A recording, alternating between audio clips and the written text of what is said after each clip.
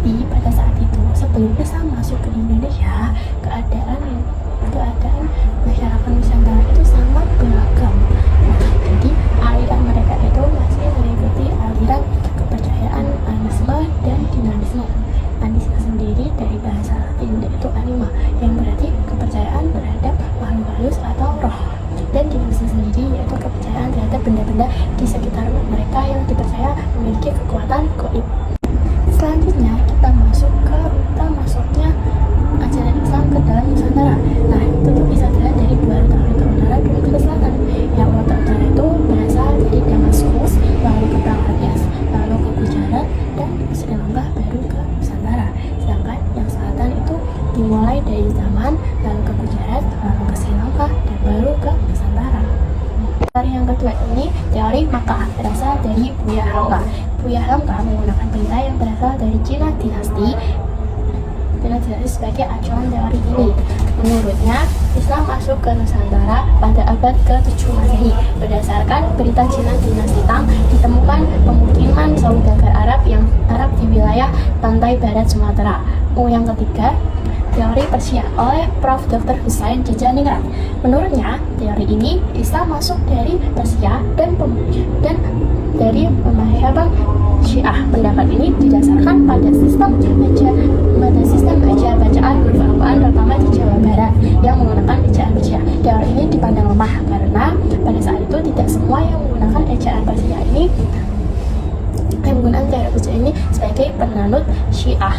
Selanjutnya adalah teori Cina oleh Prof. Dr. Slamet Muljana.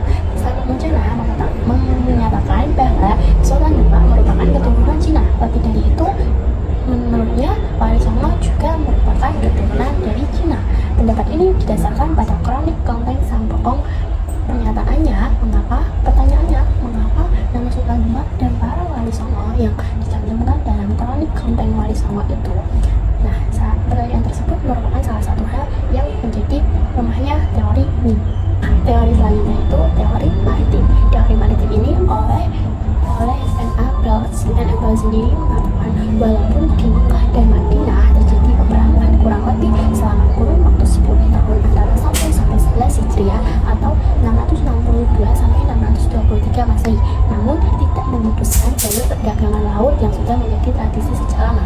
Menurut N.A. itu dikarenakan umat Islam memiliki kemampuan dalam penguasaan perniagaan melalui jalur ini. Melalui jalur ini, yakni pada abad ke-1 atau abad ini Islam dikenal sepanjang masa. Jalur niaga di pantai-pantai tempat persinggahannya proses pengenalan Islam ini berlangsung selama waktu abad ke-1 sampai abad ke-5. Nah, pada abad ke-6 Hijriah ini sampailah ke pelosok Indonesia. Nah, selanjutnya kita membahas perkembangan kesultanan di Indonesia. Masa perkembangan agama Islam adalah kurun waktu pada saat umat Islam telah membangun kesultanan sebagai bentuk kekuasaan politik. Sebagai contoh, Kesultanan Samudra Pasai di Sumatera Utara pada abad ke-11 sampai 12 Masehi. Nah, yang kesultanan yang kedua itu Kesultanan lereng di Gunung di Gresik, Jawa Timur pada abad ke-11 Masehi. Perkembangan Islam di Indonesia semakin meluas seiring dengan banyaknya raja-raja Hindu yang memeluk agama Islam. Dengan demikian, terbentuklah kesultanan di berbagai wilayah di Indonesia.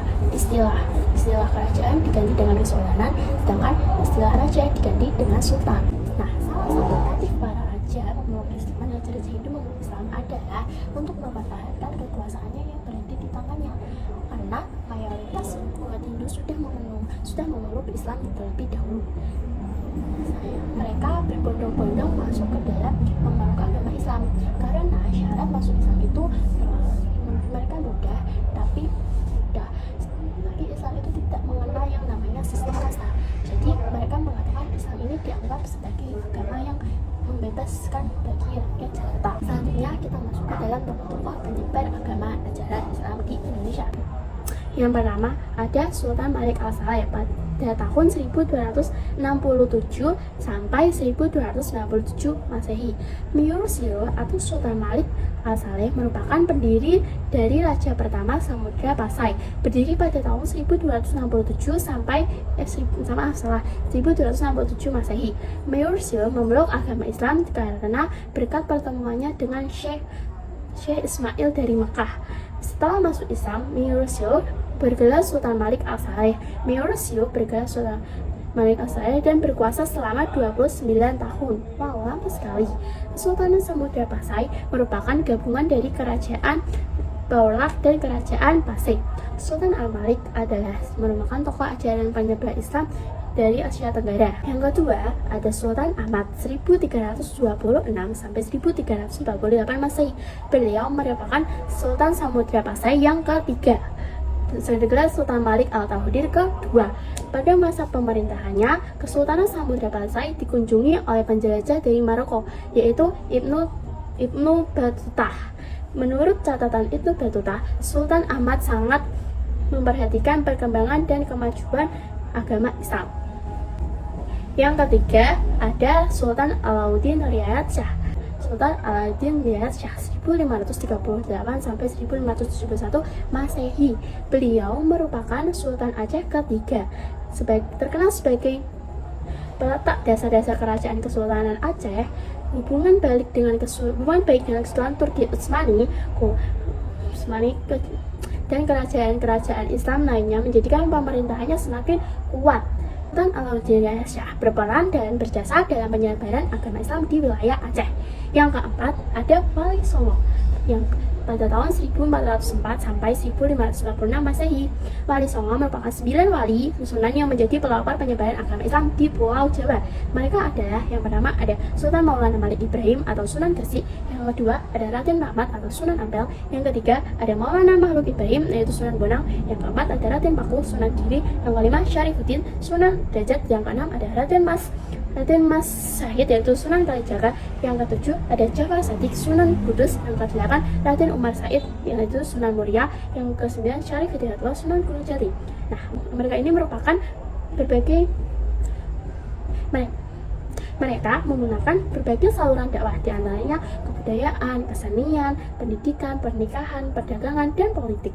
Penyebaran Islam di seluruh wilayah Nusantara dipengaruhi oleh jalur perdagangan dari berbagai negara seperti Persia, India, dan lain-lain. Mereka juga berdakwah untuk menyebarkan ajaran Islam. Selanjutnya ada Sultan Alauddin. Nah, Sultan Alauddin ini nama aslinya adalah I Manggarangi Daeng Manrabia, dinobatkan sebagai Raja Goa pada usia 7 tahun. Oh, masih sangat muda. Beliau termasuk tokoh yang berjasa besar pada penyebaran Islam di Sulawesi Selatan. Raja Goa merupakan Raja Goa yang pertama masuk Islam bersama Raja Tolo. Oleh karenanya, rakyat Goa secara bertahap memeluk agama Islam. Penyebaran agama Islam pada masa pemerintahan Sultan Alauddin mencapai daerah Buton dan Dombo atau Sumbawa. Yang selanjutnya itu pokoknya ada Datuk Tunggang Parangan. Datuk Tunggang Parangan atau Habib Hashim bin Musyah bin Abdullah bin Yahya merupakan seorang ulama Minangkabau yang berdakwah di Kutai Kartanegara. Beliau berdakwah bersama sahabatnya, yakni Datuk Ri Bandang pada masa pemerintahan Raja Aji Mahkota pada tahun 1525 sampai 1589. Berkat dakwah Datuk Tunggang Parangan, akhirnya Raja Aji Mahkota memeluk Islam dan diikuti oleh keluarga kerajaan serta rakyat Kutai. Yang selanjutnya ada Sultan Zainal Abidin. Beliau memerintahkan Kesultanan Ternate pada kurun waktu 1486 sampai 1500 Masehi. Sejak usia beliau mendapatkan pendidikan agama dari ayahnya dan dari seorang ulama bernama Datuk Maulana Husain. Setelah dinobatkan menjadi raja, beliau menjadikan Islam landasan resmi bernegara hingga kerajaan Ternate berubah nama menjadi Kesultanan Ternate. Selain itu, Zainal Abidin berangkat ke Pulau Jawa pada tahun 1490 Masehi untuk menggali ilmu lagi dengan Sunan Giri di pesantrennya. Karena tadi kita sudah mempelajari banyak tokoh-tokohnya, kita juga tidak lupa harus meneladani keteladanan para ulama penyebar ajaran Islam di Indonesia. Banyak nilai-nilai keteladanan dari tokoh-tokoh penyebar Islam di Indonesia. Di antara keteladanan berikut adalah A. Hidup sederhana. Para ulama penyebar Islam di Indonesia sangat hidup secara sederhana dan bersahaja. Meskipun uangnya atau hartanya berlimpah, mereka menyedekahkan harta dengan terlebih dahulu mengambil sedikit kebutuhan untuk mereka. Yang kedua itu ada gigih dalam berjuang. Untuk meraih keberhasilan dalam menyebarkan Islam di Indonesia, dia perlukan kegigihan dan tekad yang kuat. Ulama penyebar Islam di Indonesia telah menunjukkan sikap bersemangat pantang menyerah, gigih dalam perjuangan ajaran Islam. Tak dapat dipungkiri, untuk meraih sesuatu cita-cita dibutuhkan pengorbanan dan perjuangan yang sangat keras. Yang ketiga, yaitu para ulama menguasai ilmu agama secara luas dan mendalam. Menyampaikan ajaran Islam kepada masyarakat yang sudah beragama bukanlah persoalan yang mudah. Adat dan budaya lokal sudah sangat melekat pada diri mereka. Para ulama melakukan penyesuaian ajaran Islam dengan tradisi lokal tersebut tanpa menghilangkan adat yang sudah berlaku di dalam diri mereka. Semua itu diperoleh karena ketekunan belajar ilmu agama kepada ahlinya. Mereka berguru kepada para ulama yang jalur keilmuannya bersambung kepada Rasulullah SAW. Yang selanjutnya yaitu mereka produktif dalam berkarya. Para ulama sangat berproduktif berkarya lewat ilmu pengetahuan dan amal soleh. Banyak kitab dan tulisan karya mereka yang terus-menerus hingga saat ini masih dipelajari oleh santri.